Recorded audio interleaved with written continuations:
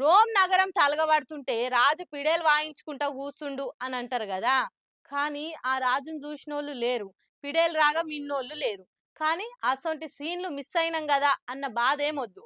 ఎందుకంటే కాంగ్రెస్ లీడర్లు చేస్తున్న పనులు చూస్తుంటే అచ్చం గసొంటివి చూసినట్టే అనిపిస్తుంది. అగో అట్లెట్లా అంటే ఇగో ఇట్లా.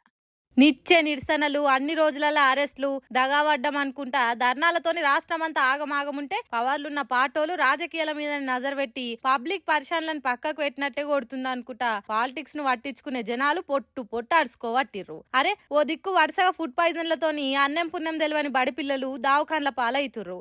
ఇంకో దిక్కు దిలావర్పూర్ రచ్చ, లగచెర్ల లడాయితోని అన్నదాతలు అరిగోసలు పడుతున్నారు. ఇన్ని తీరొక్క తిప్పలుంటే బట్టి సార్ మాత్రం పక్క పార్టీ ఎమ్మెల్యేలు మాతోని టచ్లున్నారన్న ముచ్చట ముంగటేసుకుంటుండు. రేవంత్ రెడ్డి కంటే బట్టి సారు జర చూసుకొని మాట్లాడతాడు. పాలిటిక్స్ లో మంచి చెడు తెలిసిన లీడర్ అనుకుంటా ఇన్నొద్దులు మాట్లాడుకునేటోళ్ళు ఆడాడ.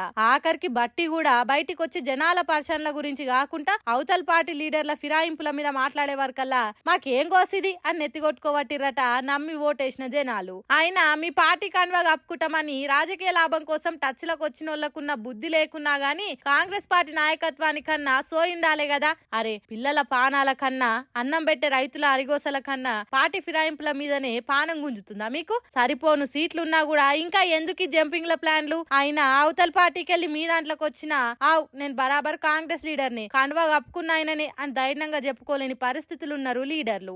సొంటప్పుడు ఇంకా మీరు షేర్స్ కొని ఏం ఫాయిదా అనుకుంటా లాజిక్కులు తీసి మరి ఒక తీరుగా అడుచుకోవట్టిర్రు బట్టి సారు టచ్ మాటలిని నొచ్చుకున్న జనాలు. మోడీ సార్ను కలిసేందుకు కట్ట కట్టుకొని పోయిండ్రు కదా మన తెలంగాణ కమలం లీడర్ల గుంపంతా. ఇక మోడీ సార్ను చూసి ఒక్కొక్కరికి నోట్ల మాట రాలేదనుకోండ్రి. వీళ్ళని కలిసినాక తెలంగాణ కమలయ్యల కయ్యాల గురించి ఎరికైన సారు కలుసుకుంటే గలదు సుఖమయ్యా, పంచాదులు పెట్టుకుంటే పల్సగైతమయ్యా అని సురుకులు అంటించి తోలిండంట ఆకు.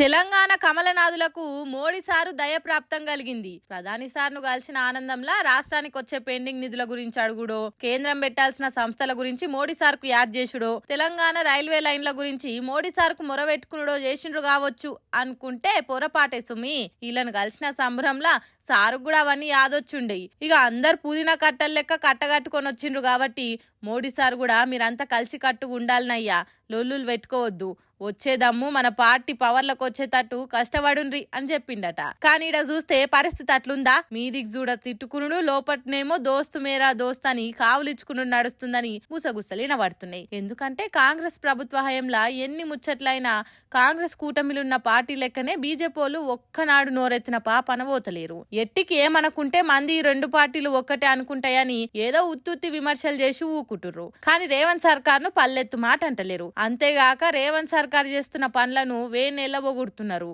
అటు రేవంత్ సార్ కూడా బీజేపీ ఏబీవీపీలను ఏమనుకుంటా ఆకాశానికి ఎత్తుతుండు. లగచెర్ల గంత ఘోరమైన ఫుడ్ పాయిజన్ల తోటి పొలగాలు జీవిడుస్తున్నా, జనం రోడ్ల మీదకి వస్తున్నా, హైదరాబాదితులన్నా దేంట్లో బీజేపీలు గట్టిగా ముంగట పడి కొట్లాడింది లేదు. దీన్ని బట్టి చూస్తుంటే కమలయ్యలు అధికారంలోకి రావాలన్న ఆరాటం కంటే కాంగ్రెసే 4 కాలాల అధికారంలో ఉండాలన్న ఆరాటంగా అనిపిస్తుందని అనుకుంటుర్రు పొలిటికల్ మేధావులు.